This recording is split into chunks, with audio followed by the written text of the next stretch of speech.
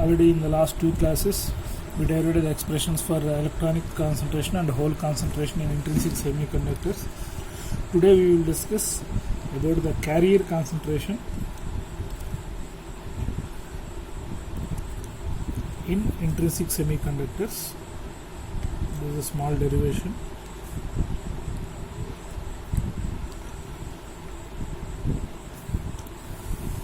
As we know that in intrinsic semiconductor, number of electrons equal to number of holes. So let us consider it. Already we assumed that this is equal to Ni, because in the intrinsic semiconductor, number of electrons in the conduction band equal to number of holes in valence band. For simplification, I am assuming that Ni is nothing but intrinsic concentration. So consider Ni square equal to N into P. Already we have the derivations of N value and P value. So N value is 2 into 2 pi me star kt by h square whole power 3 by 2 into e power ef minus kt into P means 2 into 2 pi mh star kt by h square whole power 3 by 2 into e power ev minus ef by kt. Therefore Ni square equal to 2 to the 4 and 2 pi kt by h square whole power 3 by 2, 2 pi kt h square whole power 3 by 2, so it becomes 2 pi kt by h square whole power 3 by 4.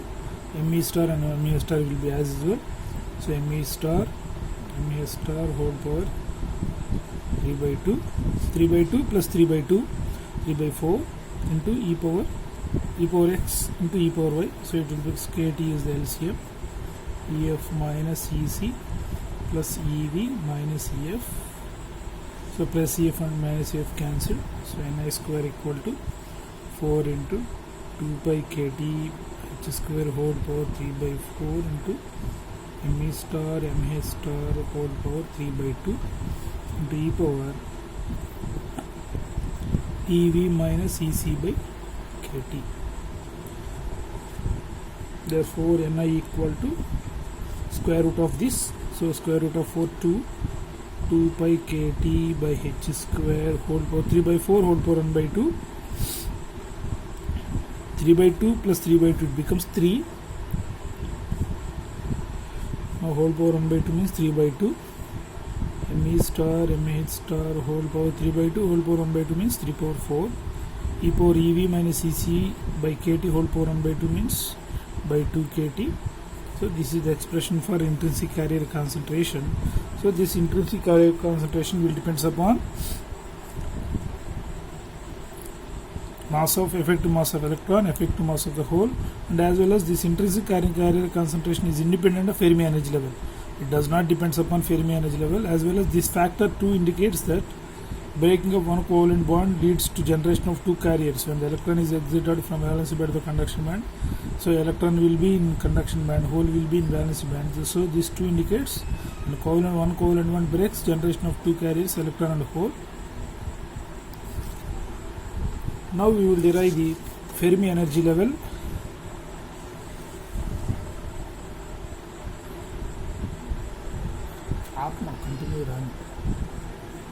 Fermi energy level in intrinsic semiconductor.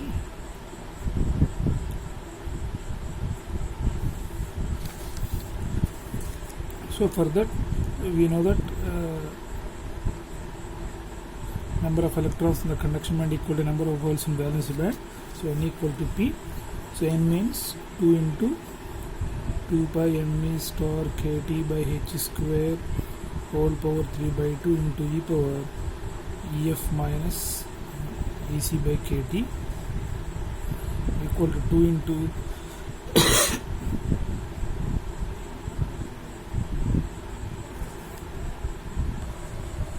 2 pi mh star kt by h square whole power 3 by 2 into e power ev minus ef by kt. So now we are deriving the Fermi energy. So we have to bring this ef value. So both sides, to remove exponential, both sides I am taking logarithm taking log on both sides. So this is in the form of log A, log AB, log A plus log B, log 2 into 2 pi me star kt by h square whole power 3 by 2 plus log A plus log B. Log and exponential will be cancelled, so EF minus EC by kt equal to, this is also in the form of log AB, log A plus log B, log 2 into 2 pi m star kt by h square whole power 3 by 2 plus log A plus log B. Log and exponential will be cancelled, EV minus EF by kt. So bring this EF here also, this term to this side and this term to that side. So kt is LCM, kt, EF minus EC. When this term comes to this side, it will becomes minus. So minus EV plus EF, and this term when goes to this side,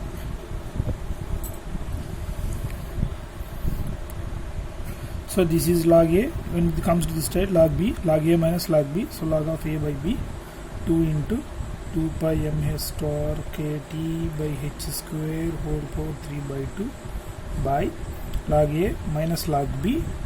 So log A by B, log A B 2 into 2 pi me star kt by h square whole power 3 by 2. So 2 will be cancelled, 2 pi cancelled, kt cancelled, h square cancelled, me star will become, so EF plus EF2 EF minus EC plus EV by kt equal to log m star by me star whole power 3 by 2. So when we are cross multiplying, 2EF minus EC plus EV equal to kt into, so it will log x power n, so n log x 3 by 2 log m star by me star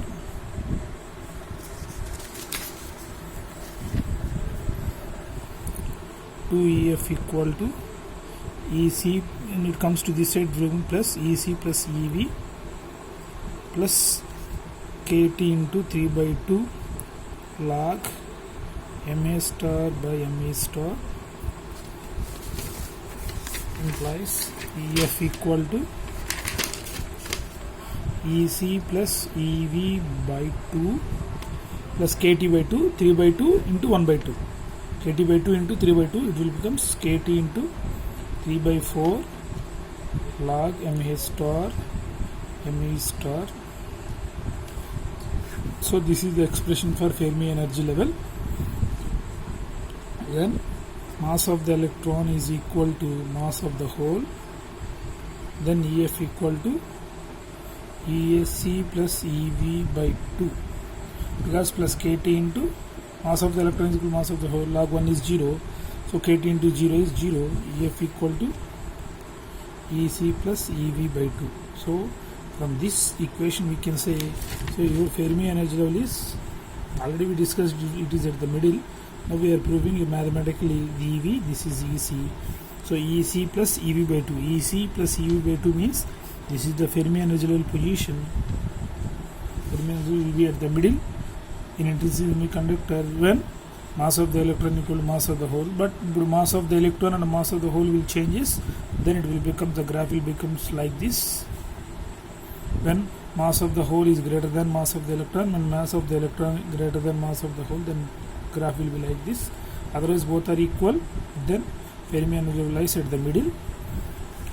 So this is about the Fermi energy level. And small point here, in intrinsic carrier concentration, so we have one more term, EV minus EC is nothing but Ni equal to 2 into 2 pi kt by h square whole power 3 by 2 me star mh star whole power 3 by 4 into e power minus common is minus EC minus EV by kt.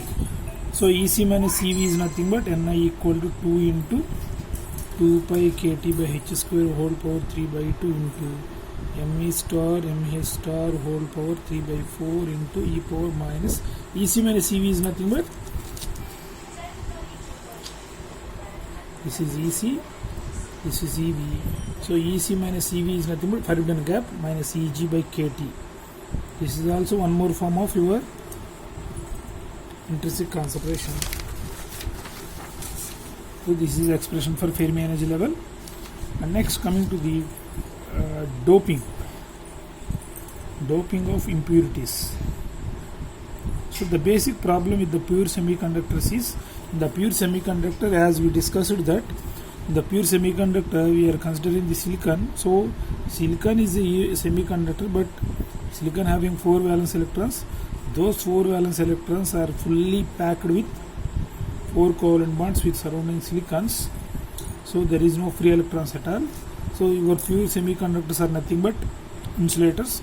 If you want to create a free electron, you have to exert the electron from valence band to conduction band, this much of energy, as well as you have to break in terms of bonding, you have to break one covalent bond. So high amounts of energies are required to create a free electron in the pure semiconductors. So we are going for extrinsic semiconductors, that is nothing but impure semiconductors. So we will add some impurity atoms to the pure semiconductor. The process of adding impurities to a pure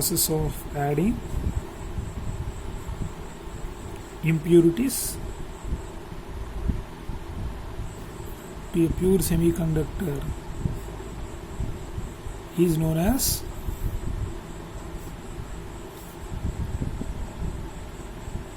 doping. So for the pure semiconductor, there is a problem of free electrons. There is a less conductivity in intrinsic semiconductor. For that, we are adding impurities to the pure semiconductor. The process of adding impurities is known as doping. So here we will prefer 2 types of impurity atoms, because our silicon is 4th group element. That's why we will prefer either pentavalent. Pentavalent is nothing but 5th group, otherwise trivalent atom, 3rd group, because we are adding the impurity atom in the place of pure silicon. We are removing the silicon atom and we are replacing with pentavalent or trivalent impurity atom. So here why we are preferring only 5th and 3rd group, the reason is your silicon germanium is the 4th group, so immediately next group is 5th group, otherwise immediately before group is trivalent group, 3rd group. So when we are replacing this silicon atom with pentavalent impurity or trivalent impurity, they will not produce much more disturbance in the crystal structure of your pure semiconductors. If you go for first group or the 2nd group, so size disturbance will be there. So that's why we are preferring 4th group, means immediate next group 5th group, otherwise immediate before group is 3rd group. So they will not produce any type of disturbance. So we are preferring only pentavalent impurity, trivalent impurity. As we know that in intermediate level, pentavalent impurity is nothing but N-type semiconductor, trivalent impurity is nothing but P-type semiconductor. So in the next class we will discuss about the formation of this N-type semiconductor and P-type semiconductor.